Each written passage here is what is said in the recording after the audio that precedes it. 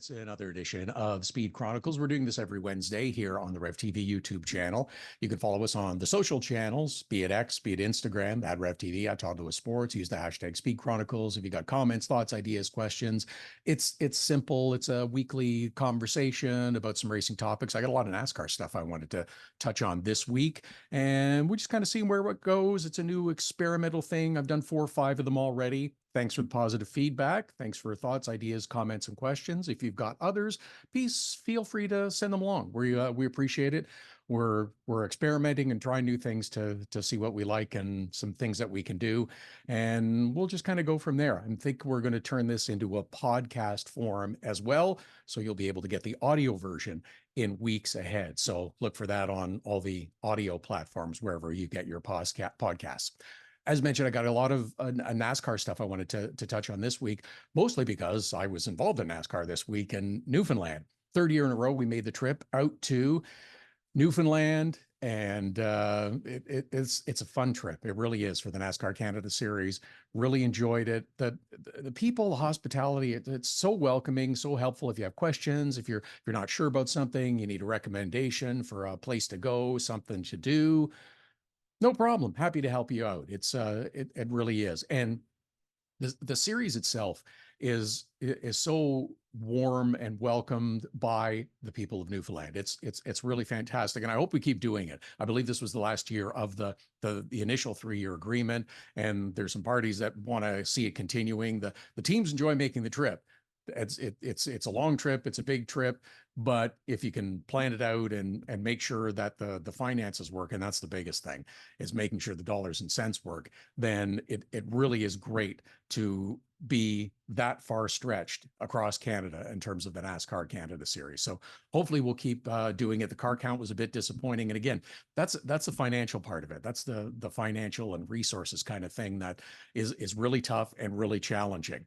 We're back out of the East Coast this weekend at Riverside, and the car count's going to be a little bit better because it's as I mentioned, it's a long trip. It's a ferry ride, which is very costly and very expensive, and there's a lot of logistics that they had to navigate, and including maybe changing ferries and all that kind of stuff. But it worked out. The event was great. There's more that can and could and should be done around it. I hope it continues, because it is a fun trip to make. We actually had a few hours this week to wander around and enjoy some of Newfoundland. I mean, we did go out and have dinner and have a drink or two after, but it was on the day after the race to actually tour around a little bit and enjoy some of the scenes and stuff. It was really nice and really fun. So the racing is good. The facility's cool. It's kind of far away from St. John's in Avondale. It's about a 40-minute drive, which is, I think, part of the challenge and part of the difficulty. But if you can make the business part of it work, and that's going to be the key of whether or not it continues, then I think it's really very worthwhile. So hopefully it keeps going. We're, as I mentioned, headed to Riverside in Nova Scotia and Antigonish this weekend for 2 150-lap races, which will be fun. It's be the first time the NASCAR Canada Series has been back in Riverside in Nova Scotia since 2019. It sort of slips by quickly. I thought, oh yeah, it's been a couple of years. Well, but with what happened starting in March of 2020, everybody kind of loses track of what time it is and how long things have been since you've been there. So it's been 5 years, and looking forward to getting back. Always a fun track to go to. Good racing, high banks, Little Bristol, whatever you want to call it. The description of flying jet aircraft in a gymnasium was one that I've heard used before, probably fairly accurate. But we'll have a little bit better car count this week at Riverside, so looking forward to getting back there. Championship battles pretty close right now. Andrew Ranger's got a couple of victories. There's some others that are threatening to break through. So I'm excited to see what comes of the NASCAR Championship as we continue this run of ovals. And this will be 4 different provinces that the series has raced in already this season. Again, that's the challenge, is making the business plan work. And I know everybody is working very hard on that. So we'll hope for more positives and more good news moving forward. Let's talk a little bit more about NASCAR 2 in the United States and at the Cup Series, because there was a big hoopla this past week about NASCAR racing in the rain.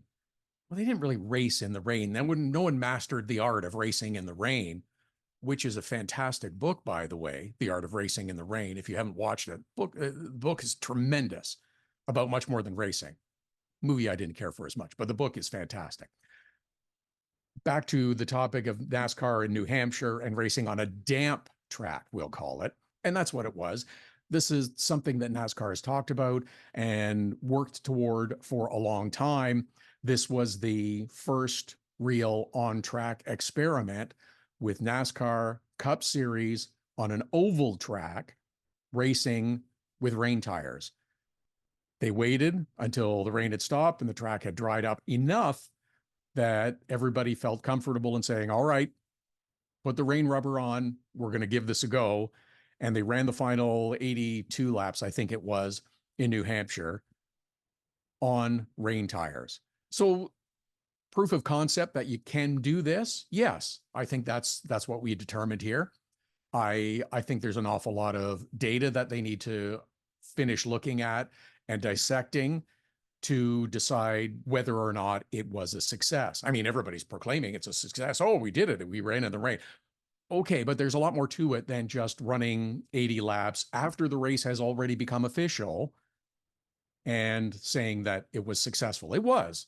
This was the first step in deciding whether or not this is something that you can and should proceed with. I think it's going to need to be decided on a race by race, situation by situation basis. What I mean is they ran the final 82 on the damp track with the rain tires. Race was already official. They could have called it and said, yes, we're done. We're not going to be able to restart, as they did in Charlotte earlier this year. Now, circumstances are different in that this was an afternoon race and not a night race like Charlotte. The race had already become official, and you weren't going to run the risk of having to race until 2 or 3 o'clock in the morning to complete the event, because that wasn't a situation in New Hampshire. They weren't going to be able to do that. If you're a Tyler Reddick fan, you're kind of upset that they went back racing. However, if your guy's Christopher Bell, then maybe you're okay with it. I'm okay with it too. But again, I think it's going to be a race by race situation. And here's why. They had to wait over 2 hours before they could get back on track and even try this. So that means your 300 lap race on a 1 mile track took about 6 hours to run. That is an awfully long time. Are you going to do this for every event? Not so sure you want to do that. What if it's a 500-mile race? What if the race is not yet official? It's going to be a determining factor in the outcome. With the conditions change, what other changes can you make to the cars? What's allowed? In this particular instance, NASCAR decided non-competitive pit stops was the way to go. I think it's the right call for this first time. It's a question of safety, and safety is paramount with NASCAR. They're not going to put teams or crews in a position where someone might get injured trying to bust off a fast stop to make up a position or two. This is the first time we've done this. Let's walk before we really start to pick up speed. And it's the right call. It was the right choice. I don't know. Is it something that's going to happen going forward? I don't know. Are we going to be tolerant of waiting in the rain and 6 hours to run a 300 lap race? Grandstands had thinned out somewhat by the end of this race, and you have to take that into consideration as well.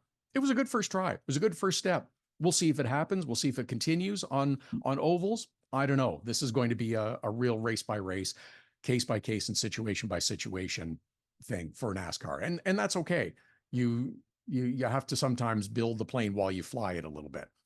There was a story this past week as well in terms of NASCAR, and I'll suggest that this was leaked out to sort of test the waters a little bit. I think there's going to be some changes to the NASCAR Cup Series schedule next year. This has already been talked about. It's already been speculated that there's going to be some races that are going to shuffle and change spot. I got my notes. Let me look and see what it was. The Atlanta, Watkins Glen, and Homestead are going to move out of the playoffs. Interesting. Darlington is going to go back. It's going to go back to its traditional spot. Gateway and New Hampshire are going to become playoff races. That's what sort of the plan is right now. This is always something that they do, looking at races. What are you going to change? What are you going to adjust? I'm disappointed that we still don't have the second Daytona race on the holiday weekend, July 4th, as part of the traditional second half of the season. I'd like to see it return there. I'd like to see it return to its original time slot too, which was green at 11 o'clock in the morning. Sounds weird, but it worked because of the weather in Florida. You often get rain in the afternoon. So they'd run the race starting at 11 a.m., be done before the rain hits. Everybody's fine. Television and money dictates that won't ever happen. So we'll see what happens. I'm personally thinking that Mexico City is also going to become a race next year in the NASCAR Cup Series schedule. I do not see Montreal happening next year. My personal opinion from the conversations I've had, not divulging any top secret information or anything confidential, just from the discussions I've had, I'm not sure that it's happening next year. Mexico City, yes. Montreal, not so much next year.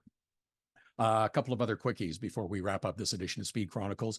IndyCar, Alex Palou seems to be doing Alex Palou things, wins at Laguna Seca. There's an awful lot of cars that were launched through the corkscrew at Laguna Seca. There was one in the Indian X Series and IndyCar, the cars went launching through. Yeah, okay, it's outside of track limits, but I don't think we want to do that on a regular basis. In Formula One, Lando Norris on pole. Hey, that's cool. Max Verstappen is not a foregone conclusion anymore, I will think. That's going to make for a better second half of the Formula One season. I think that's great. IMSA at Watkins Glen, another terrific event. They were also impacted by rain as well.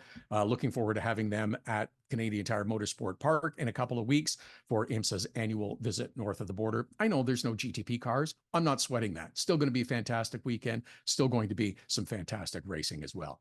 And we'll close with one other note. I don't follow or cover drag racing much. It's just not something that I've really done over the years. I'm aware of it. And if you're a drag racing fan, of course you know. And even if you're not, you're a racing and motorsports fan. You know, John Force had a horrific crash because of an engine detonating last weekend. We send our thoughts for a speedy recovery. Yeah, we'll ask the question, should a guy 75 years old be racing at that level? Not so sure. He said a couple of weeks ago as well that it's like, you know, it's coming to a time where I'm stopping this.